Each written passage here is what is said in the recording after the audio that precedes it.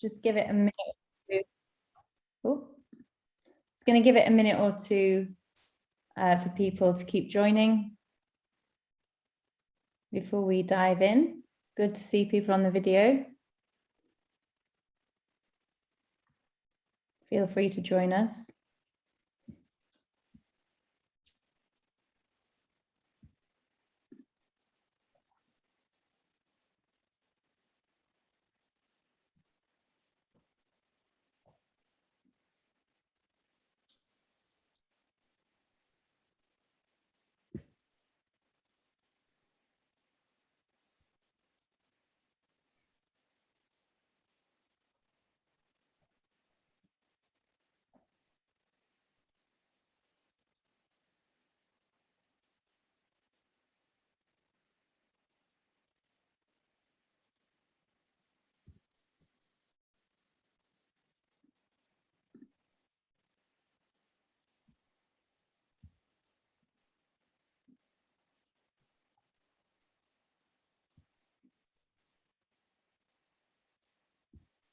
Okay, I was waiting to hit 30, but oh, and we have, boom, excellent. I think that's a quorum.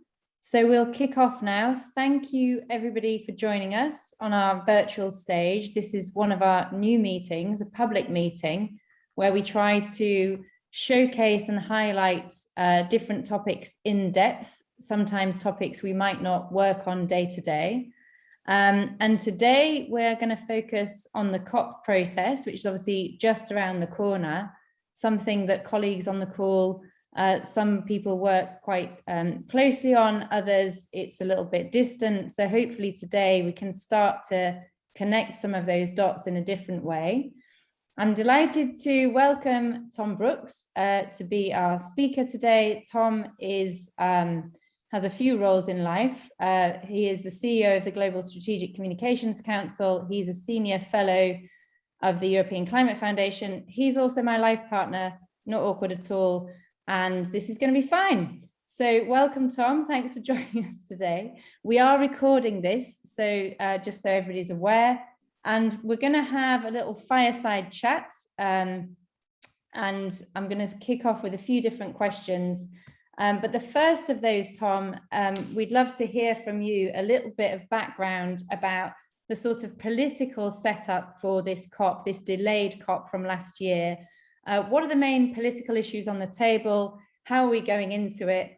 And obviously, this crowd are very focused on pandemic prevention, preparedness, and response. So you can overlay those factors, but we'll get into that a little bit more later. But hearing from you a kind of scene setter for the COP to start us off would be really helpful. So over to you, and thanks for being with us today. Great, thank you very much. And thanks everybody for making the time and for the kind invitation. So this is COP26. It's the 26th conference of the parties to the UN Framework Convention on Climate Change. And probably most importantly, it is the 5th COP since the Paris Agreement was signed.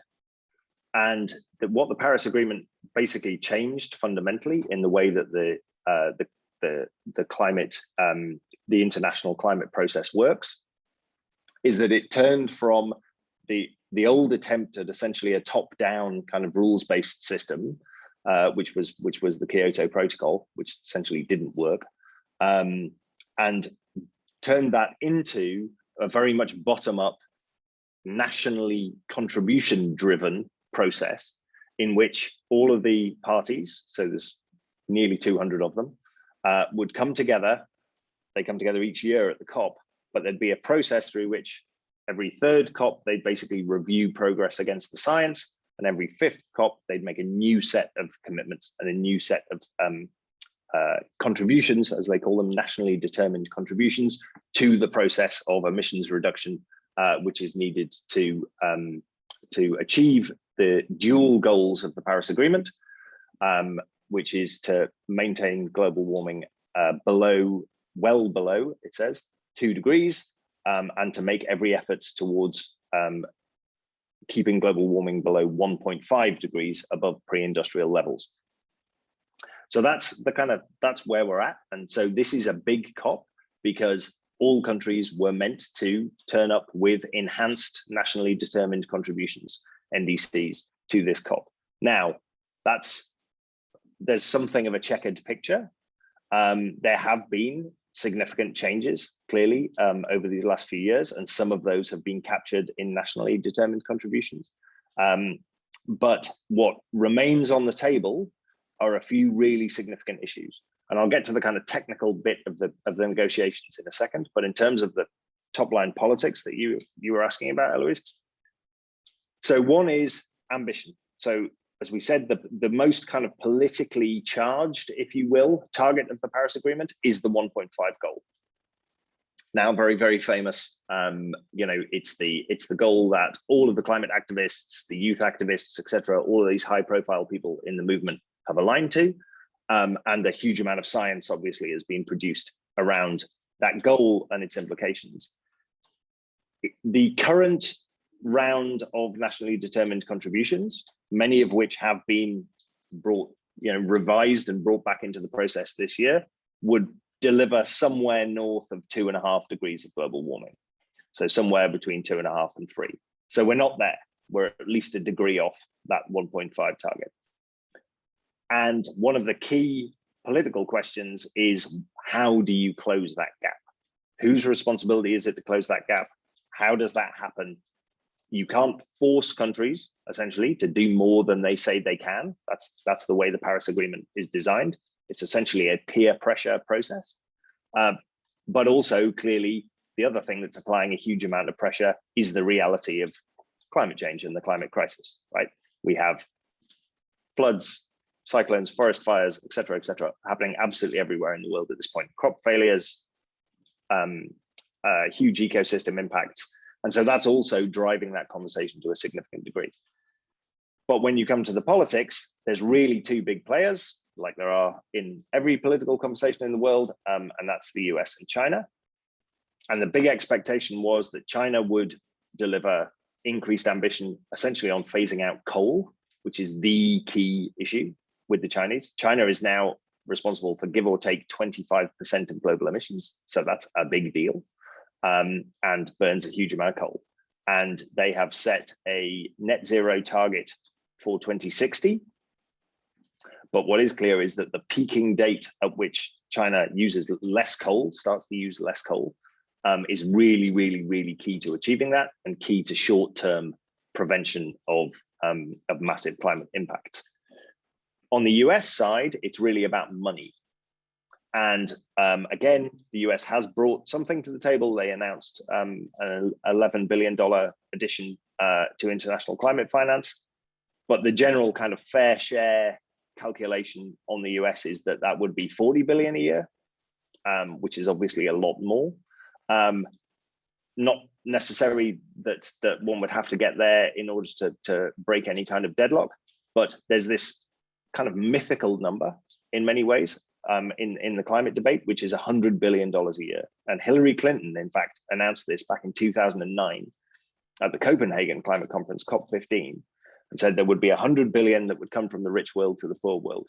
That has yet to be delivered. And give or take, again, depending on who you ask and how you calculate it, we're at something around 90 billion per year now. It's not 100 billion. And one could argue that's symbolic, but it certainly is symbolic. So politically, it's become a very, very important issue within the talks. So those two are absolutely key.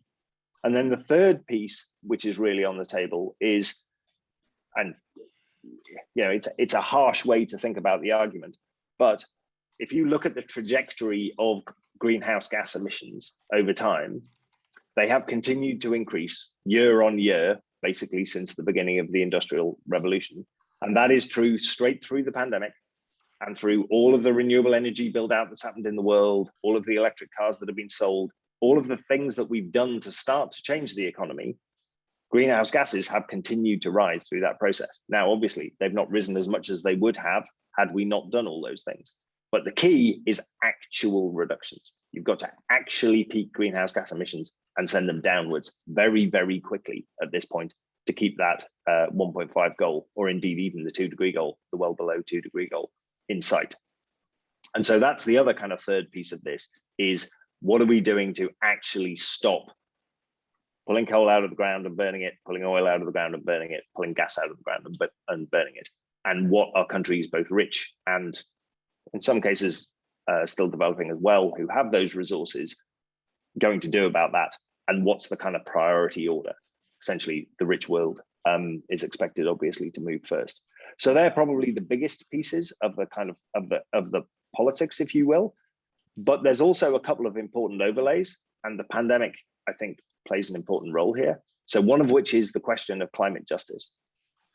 And this is a really, it's become a much more, I think, understood and kind of embraced concept within the debate around climate change, as it becomes more and more clear that climate isn't a single issue. It connects everything. It works across every political space.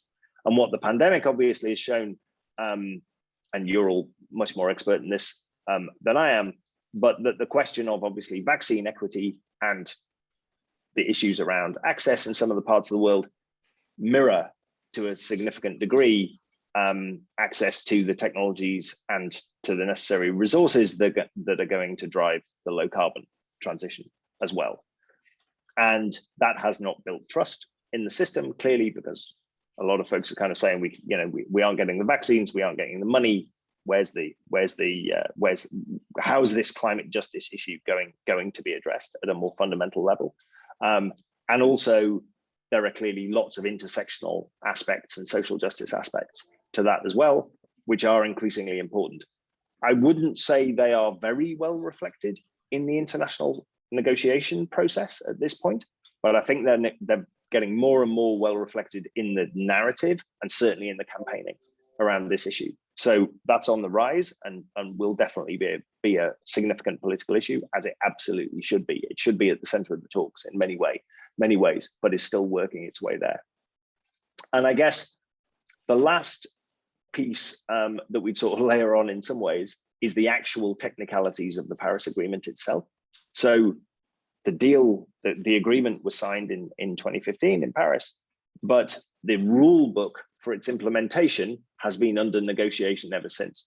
And so the other key thing that needs to happen in Glasgow, kind of technical issue, is to finish the negotiations on the Paris rulebook, which is essentially a massive tussle between, again, the US and China primarily over transparency. And it's how you do reporting on your progress is one of the key factors there. And then there's a bunch of stuff around carbon pricing and various other pieces.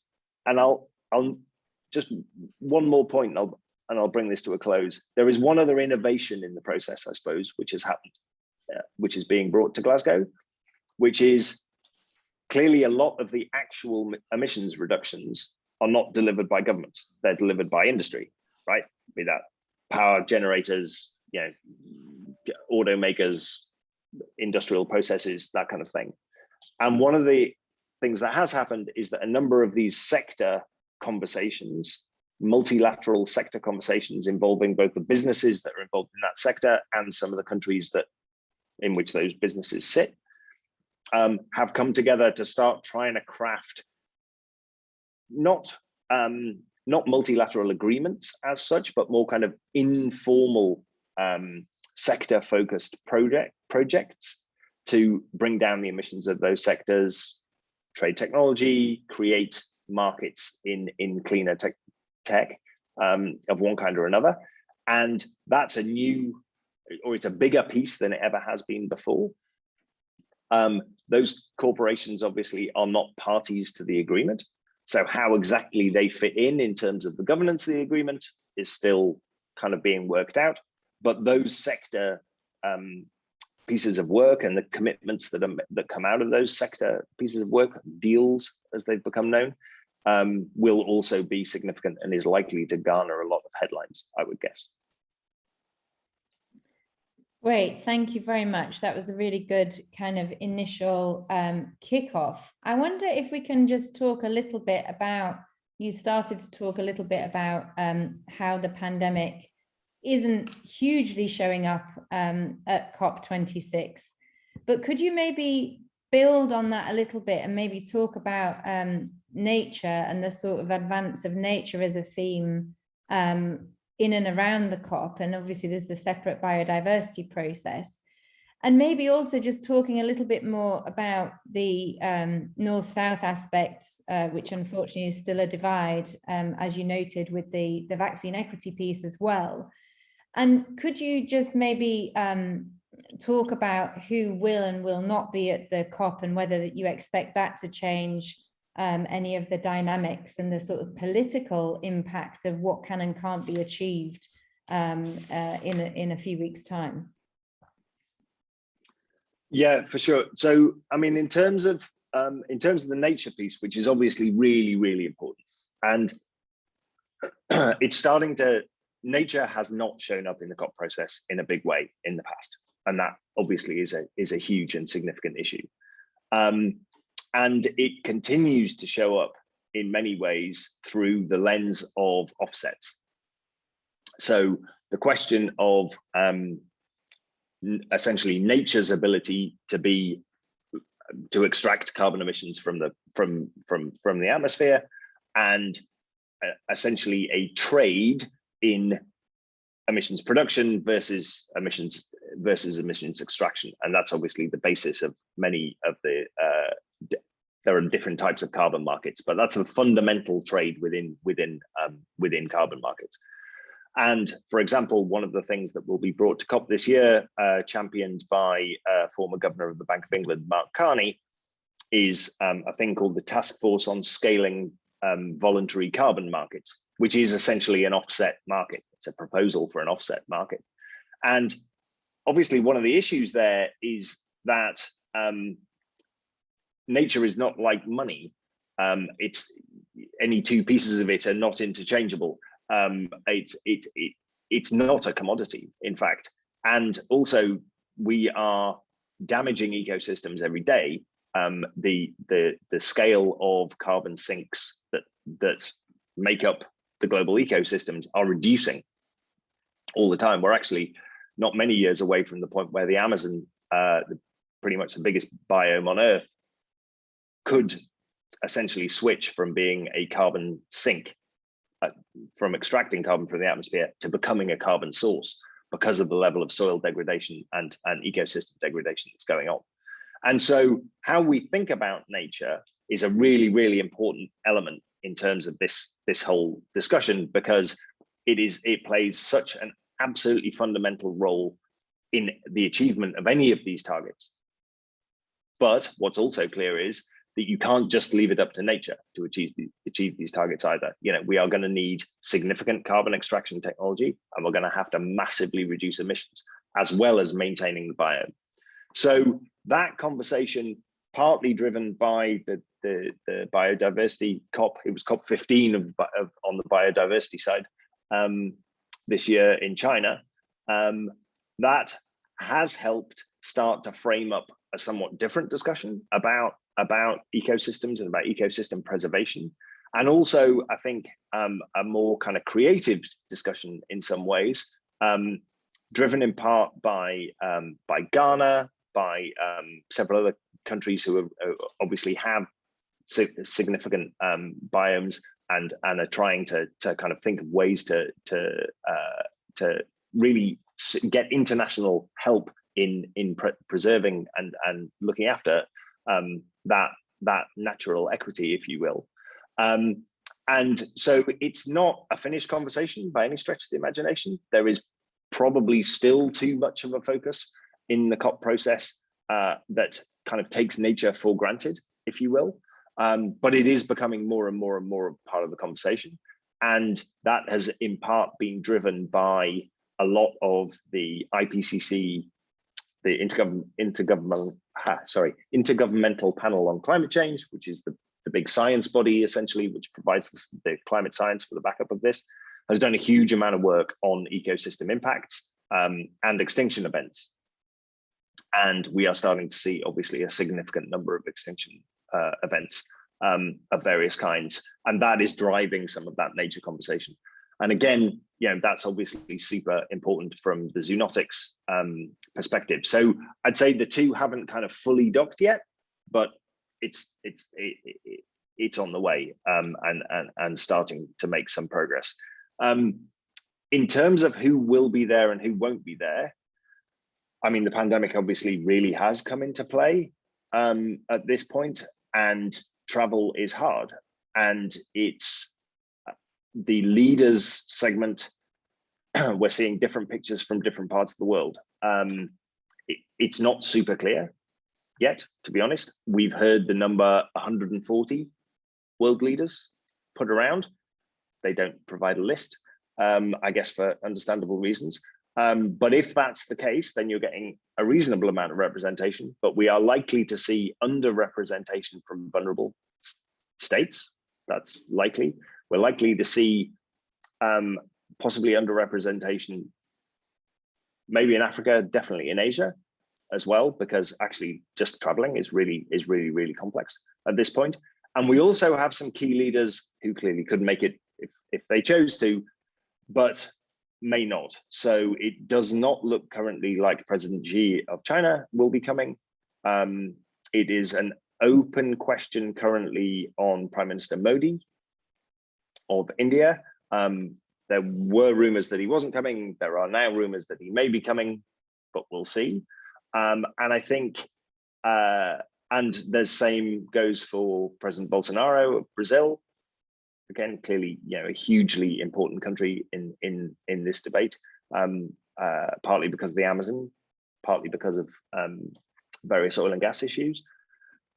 And again, rumors that he may be coming after all as such. And what that seems to indicate in terms of the politics is that people are turning up if they think they've got something to announce. So the fact that Xi isn't coming may point to the fact that we're not going to see much further movement from China on coal. It maybe does point that we'll see greater movement on the International Solar Alliance, which is very much an India-driven initiative at the COP. But again, it's reading the tea leaves at this point, so it's difficult to say. Great, thank you. Just shifting gears a little bit, and just to say to everybody, please, if you have questions for Tom, please put them in the chat or raise your hand. I've got a couple more questions for him, but then we're going to open the floor, and I'm hoping there'll be active engagement. But just to think a little bit about communications, which you spend a lot of your time thinking about, could you, and we also think about that a lot and try to take action in terms of the COVID response and indeed pandemic preparedness and prevention. In terms of communications going into the COP summit, what would you say is working and what isn't when it comes to the climate crisis and climate action narrative? And what lessons would you have for us, if any, on the pandemic side of the coin? I'm just going to, for 1 second, I'm taking a significant risk here, but can you see that slide? Yes. Yeah, is that coming up? So just gives you a sense of an answer to this. This was a grab that a colleague of mine did a couple of days ago. But you're saying everything here from the pandemic constraints that are up there. And what are the challenges going to be from that perspective? Vulnerable nations calling for a kind of emergency pact, the level of urgency around this. Brazil says it's going to seek help to protect the Amazon. That it would be a significant change in policy from this current Brazilian government protecting the Amazon. Clearly, you had Greta Thunberg coming out and calling everything that was essentially happening at the COP blah blah blah, and the strained US-China relations. It's a really complicated picture, I guess, is what that slide essentially says. There is a huge you've got costs of the event itself starting to kick in as well, around energy, around a number of other things. I'll stop sharing that, but it's a really complex picture. And I think I spend all my time working on climate communications, and I guess in a way we got what we wished for to some extent, which was we worked for a long time to convince people that this really is an issue across every aspect of policy, of economics, of society. And now people have started to realize that that's true. So everybody's piling in, and that means that there is a quite confused narrative. I think the things that are working are urgency, and we've seen this in all of the polling work that we've done and with various partners all over the world, collected a lot of data. Serious concern and support for urgent action on climate is basically 80% plus pretty much everywhere. And so, the people understand that this is a massive issue for sure. So, and I think that is coming through. There's going to be 3,000 journalists at the COP, and they've closed registration. There'd be more if they hadn't closed registration, is my guess. I mean, the scale of interest in it and focus on it is just absolutely huge. I think what maybe isn't working so well is, what is this COP for? Like, what are we going to get as a result of this meeting? And that ranges from being framed as, an answer to climate change, the solution, to blah, blah, blah. And those frames abound partly because it's a really complex question as to what this COP can actually achieve and what it is going to deliver. And I think its kind of credibility is going to be measured to, does it sound like kicking the can down the road, or does it sound like we've made a step change in the approach? And that one could argue the UNFCCC is pretty much, I mean, possibly the only, but certainly one of the best functioning multilateral processes in the world now. But is it delivering? And are we getting an outcome? And are we seeing that kind of multilateral cooperation around this issue, which it so clearly needs? It's absolutely the definition of a collective action problem. So I think that's kind of where this will sit. And I think that in terms of the narratives that still need to break through, there was a question about, from Adrienne on access for LMICs and those issues. There is clear political tension. There is no doubt about that, and it has had an effect on the politics. And I think we will only really understand how great an effect that's had on the politics when we get into the negotiations. But a slight aside, but I'll make it short. If you look at the great failures of the COP process, so COP15 is the famous one in Copenhagen, which essentially was a complete blowout. But the political kind of constellation that happened in Copenhagen was that the Europeans essentially didn't apply themselves to building coalitions with the vulnerable.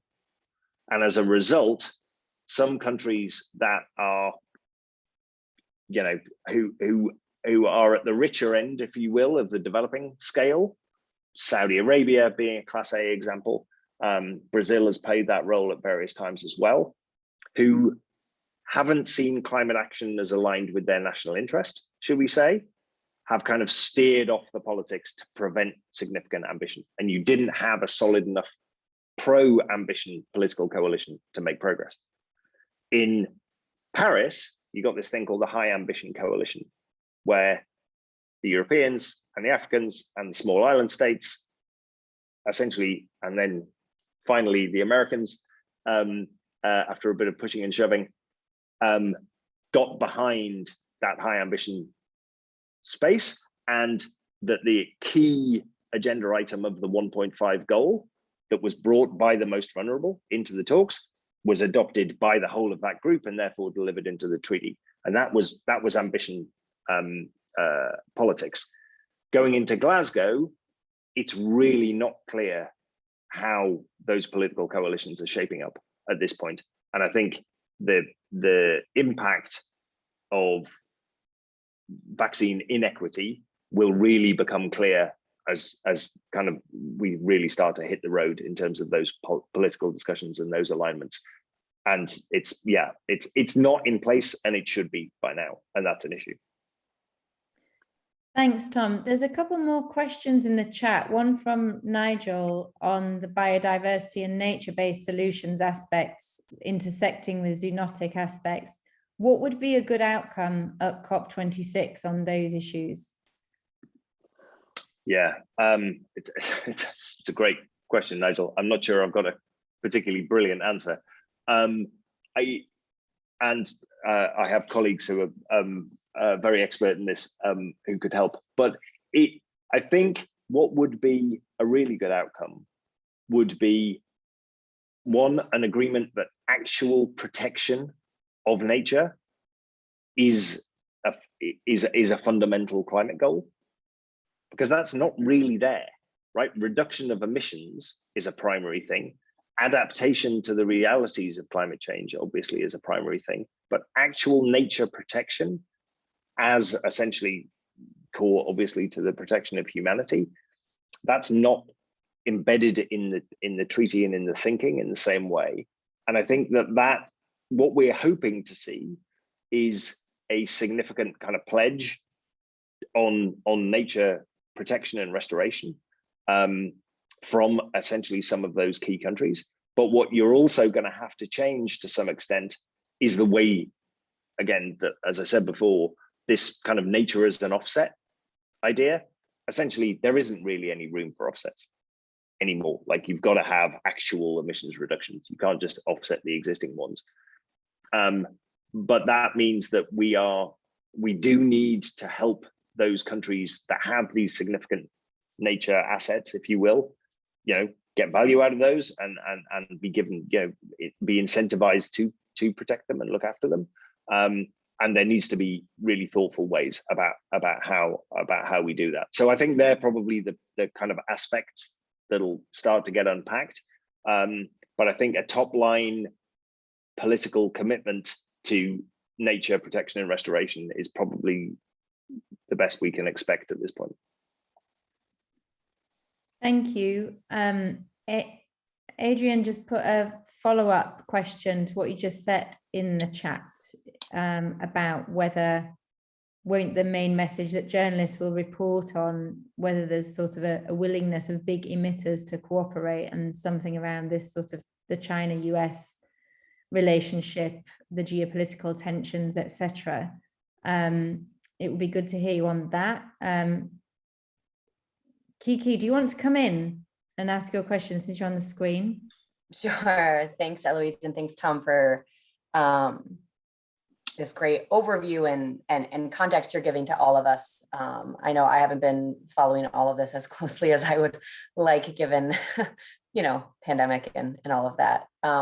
So I had a really broad question, and it is based on the comment you made about almost like the general feeling that there is leading into this COP, and you are expressing whether or not, when we come out of it, or where we are now, has there been a step change, or is it really just kind of the same, or that feeling of kicking the can down the road? So just from your perspective, curious for you to say a little bit more about that. Do you feel like there has been a step change? I think from those of us who are less ingrained in this work, generally speaking, in terms of action by governments and commitments, it doesn't necessarily feel, but that's kind of just my feelies about it, that there's been enough of a change in direction or real increase in urgency that's needed.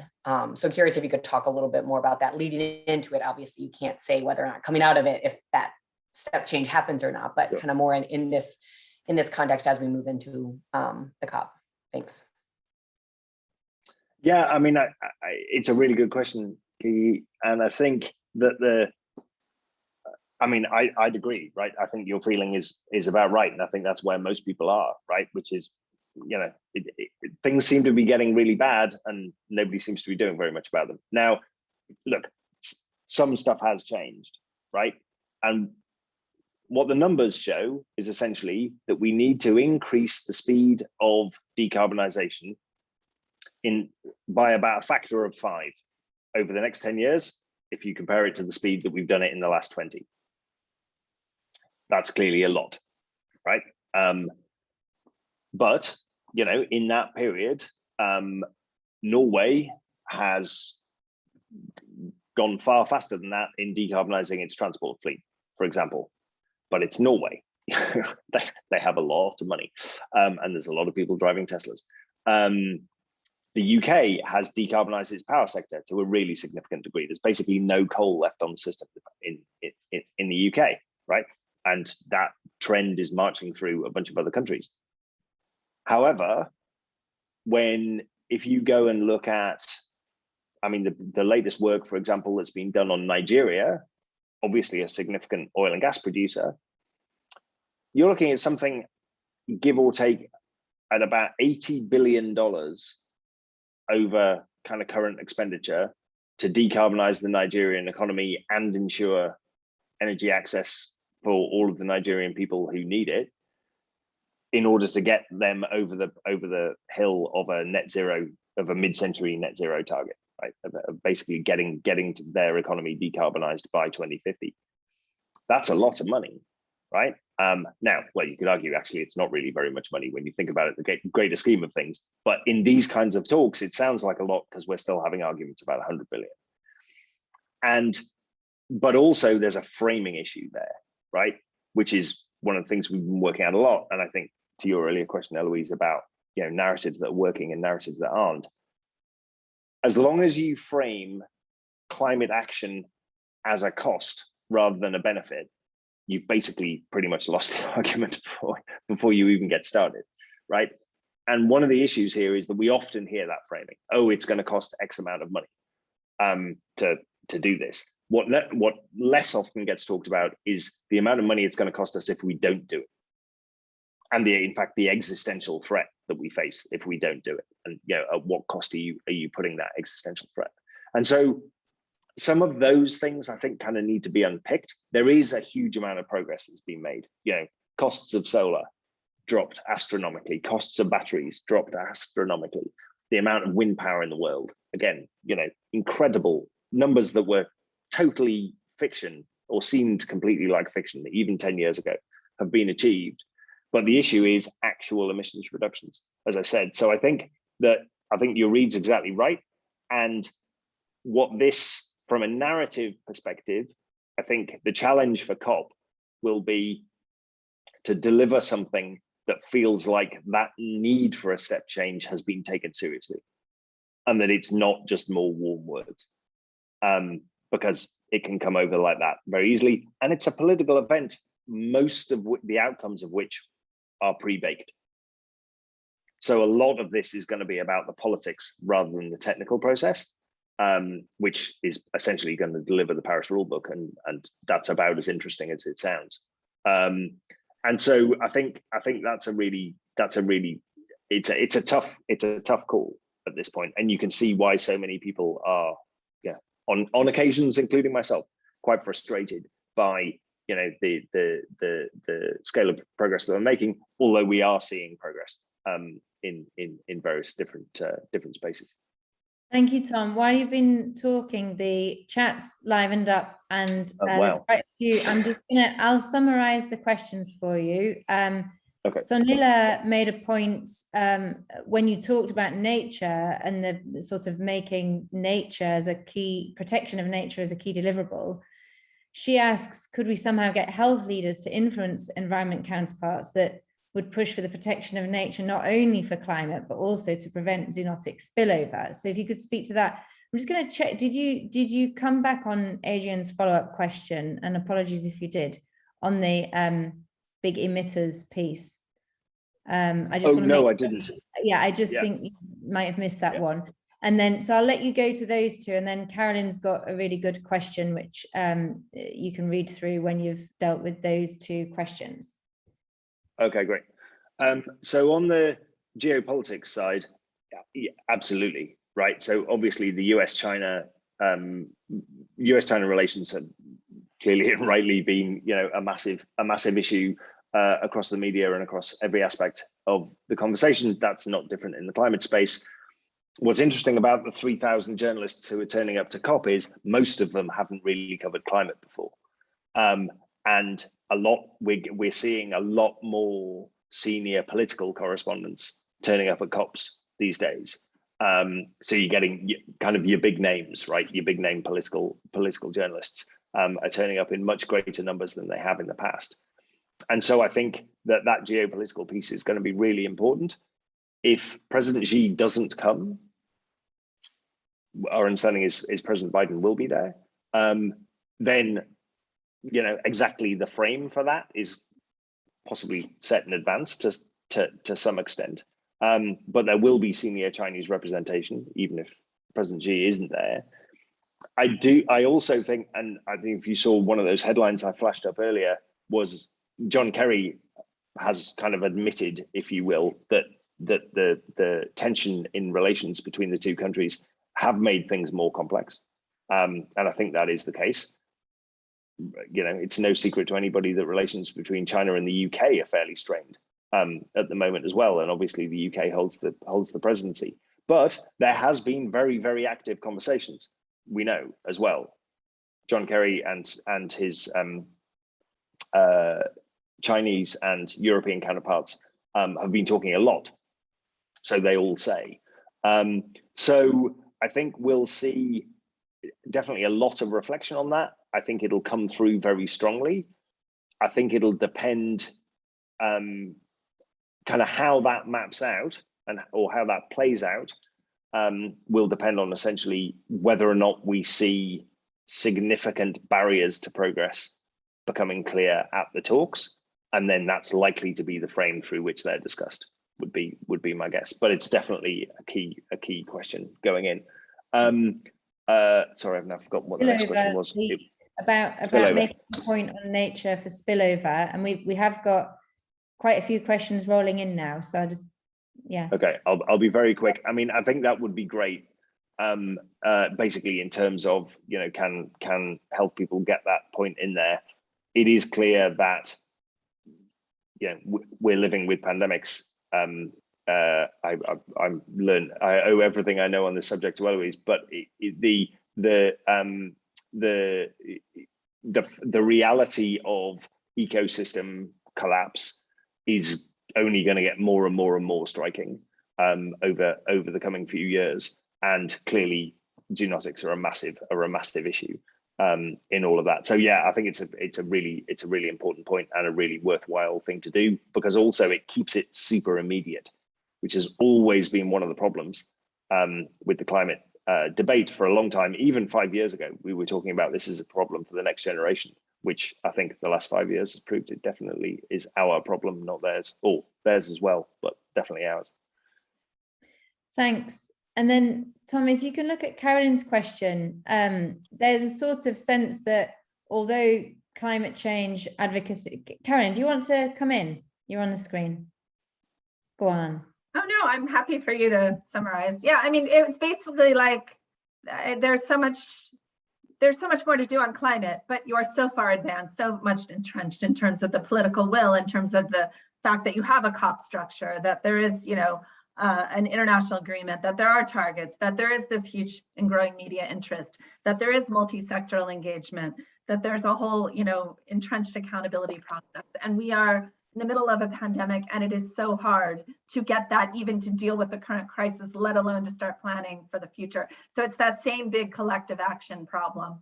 Obviously, the climate movement has been at it for a longer time, so taking that as a given, but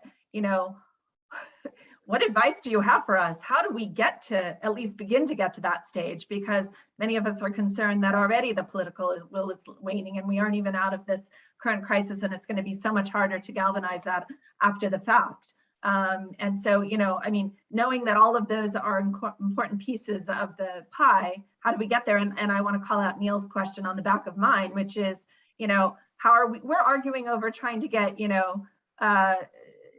$10 billion, $20 billion to get a international pandemic financing fund started. And, we're talking hundreds of billions in terms of climate finance. Again, I know it's not enough, but like, how can that be? So, anyway, any words of wisdom in terms of where our movement can, really push buttons to at least begin to get to that level of political will and that tipping point? Thanks, Carolyn. Yeah. Sorry, I was. No, just just have a look at Neil's question, which Carolyn wraps into hers, which is relevant too. Yeah. And then it's you. Thanks. Yeah, I'm just scrolling through things. So,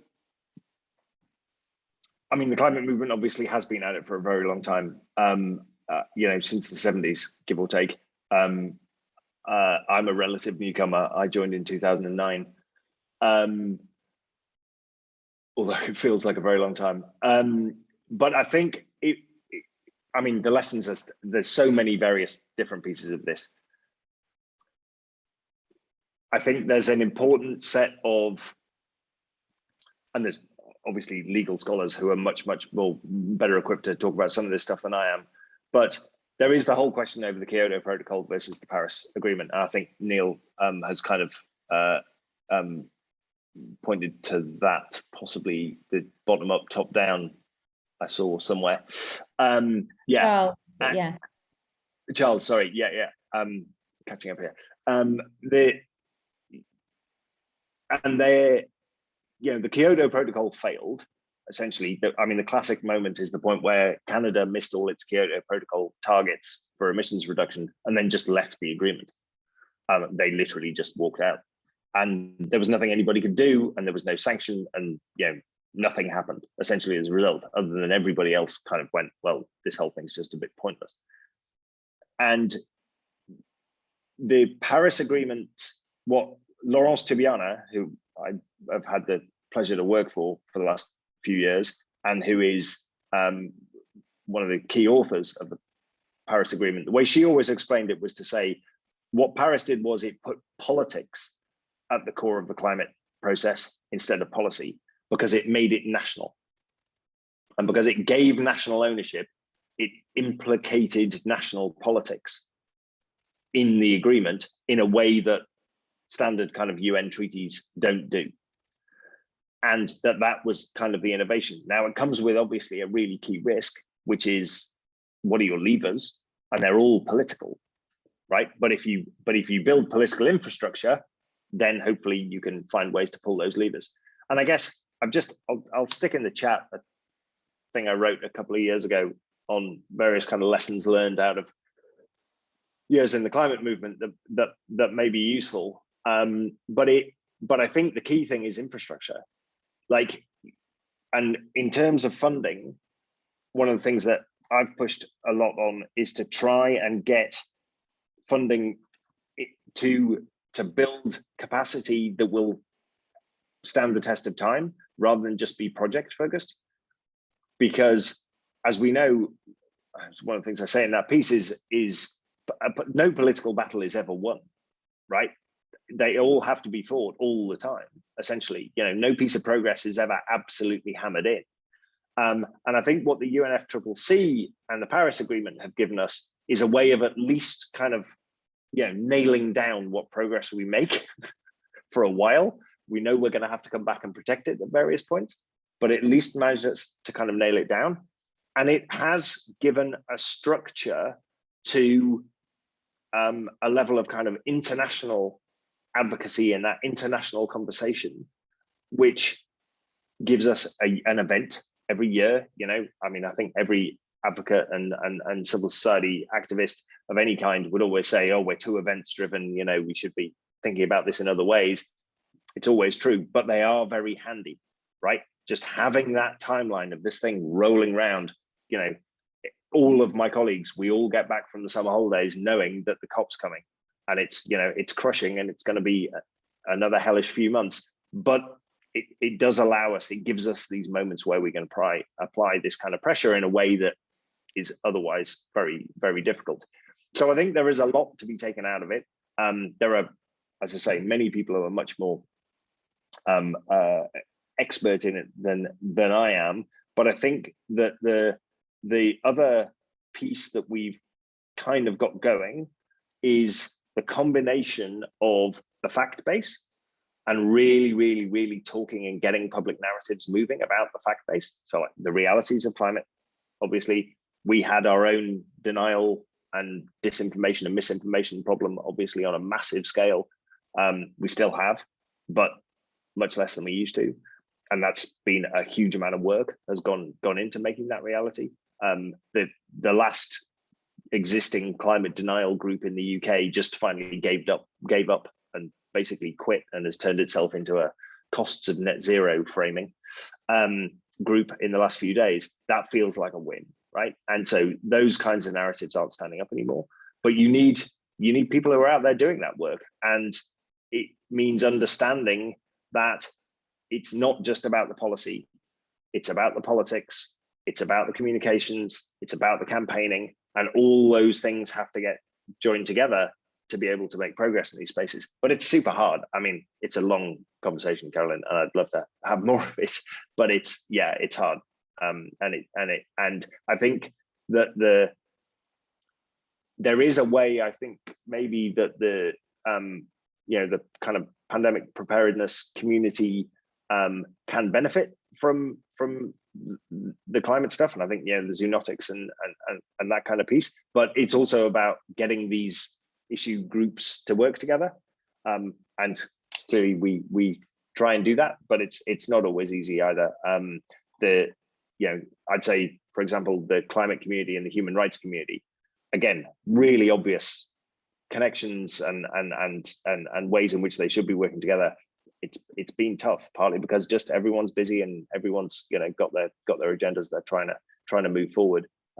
So I think that intersectionality piece, I dislike the word, but the concept is good, is a really important in order to do this better. Thank you, Tom. I just want to flag Charles's question that's a bit further up. He talks about the elephant in the room, bottom up versus top down approach of the protocol, climate justice and vaccine equity. And how can people at the community level be more involved in COP to make the changes needed? So I just wondered if you could speak to that a little bit before moving on to a question further down from D on the current situation with the global energy crisis on China and coal. So a bit of a mix there. And we are at a sort of 8-minute warning. So a few minutes for these couple of questions. If anyone wants a sort of last hand up, then now's your moment. Otherwise, a couple of answers, please, Tom, and then we'll wrap.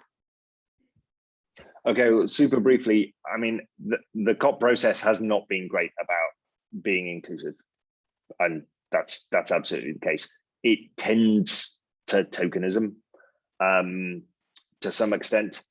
You get some activists, some representatives of indigenous groups who get invited or manage to get observer status. But it's difficult because obviously it's an intergovernmental process, and has very much been kind of protected as an intergovernmental process by the governments who take part in it to a significant degree. I do think that that is changing to some extent, and there is more and more kind of focus on trying to engage people beyond the negotiations. Obviously, I mean, the logistics of Glasgow, again, as we saw some of those headlines were pointing out, it's incredibly complex. You hear stories all the time that various people who are delegates who were promised vaccines haven't received them yet, that the rules are super unclear as to whether or not these people are going to have to quarantine when they arrive, et cetera, et cetera. So even for the delegates, it's proving hard. And I think that in a way, from a kind of activist perspective, and I don't want to speak on behalf of the climate activist groups, but there's a lot of really great organizing going on. And there's talk of a 150,000 person march in Glasgow, and school strikers obviously are super well integrated globally, and that's been really effective. But is there more that could be done? For sure, absolutely. And it's hard yards, partly because the process itself is so opaque. It's really quite hard to understand, and the ins and outs of it, and how it works, and how it relates to the kind of lives of real people. It's quite distant from the lives of real people in many ways, which is an ongoing and significant issue. So I think maybe future presidencies, it's going to be Egypt next year. It's going to be either South Korea or United Arab Emirates. the year after, but starting to try and get these presidencies to take that issue on is clearly an important thing going forward. In terms of China, coal, and the energy crisis, so I'm trying to get to the question, but I guess this is about China has issued an edict that its coal mining companies should increase production in response to the energy crisis in China. Clearly, the price issues that are being experienced, well, very heavily in the UK, also to some extent across the rest of Europe and in other parts of the world, and also in China, are, they're very, very mixed context in terms of this. They will certainly be discussed. They are certainly absolutely up the agenda. They obviously, the long term, or indeed even midterm, correct strategy, if you will, to dealing with that problem is to build more renewables, and that has been the case, right? To get out from under the terrible fluctuating price issues that always recur around fossil fuels. But also with the price up, producers are making money in a way that they haven't been for a long time. That's going to mean potential revenues for producer countries, maybe some developing countries who have these resources, who are thinking, well, actually, this is a moment where we could really get some economic benefit out of this. Obviously, there's a long, dark history to whether or not those countries do actually benefit from their fossil fuel resources when international finance and international companies come in to exploit them, to exploit those resources. But so it's a really complex picture, and it has added definitely another layer of complexity to the discussion at this point. But it will definitely be a huge issue. In the corridors, it's going to be very, very actively talked about, that's for sure. It doesn't really hit the actual kind of detail of the negotiations, but it will clearly affect questions around the end of fossil fuel use, and also where money's going, because all of a sudden big oil and gas companies are making money again in a way that they haven't been for a long time, and that does change the story. Great, thank you so much. Well, we've got a couple of minutes left. I think you've handled all of the questions that were thrown your way, so thank you so much. I'm just going to check, is there anything else in the chat? Some thank yous. And I think, the thing that stuck in my mind from what you said is this: the success of Paris being down to this high ambition coalition, and we need a high ambition coalition for pandemic prevention, preparedness, response, and the sort of, we need the penny to drop sooner rather than later that pandemics are also international. It doesn't really matter what you do at home, because the pathogen may emerge anywhere. The parallels with the climate movement are astonishing, and hopefully this could be the start of a conversation where we can think about learning lessons from the climate movement, but also really dovetailing where the issues overlap, and there are sort of win-wins for all issues. So thanks so much, Tom, for your time today, and I think people really appreciated it, and we're grateful that you spent time with us today. And thanks everyone for being so lively in the chat, and such great questions. I hope you enjoyed it. That was brilliant. Thanks very much for the invitation. We need the governments on board. If they had our ambition, would be all fine. Cheers, everyone. Have a nice evening. Bye.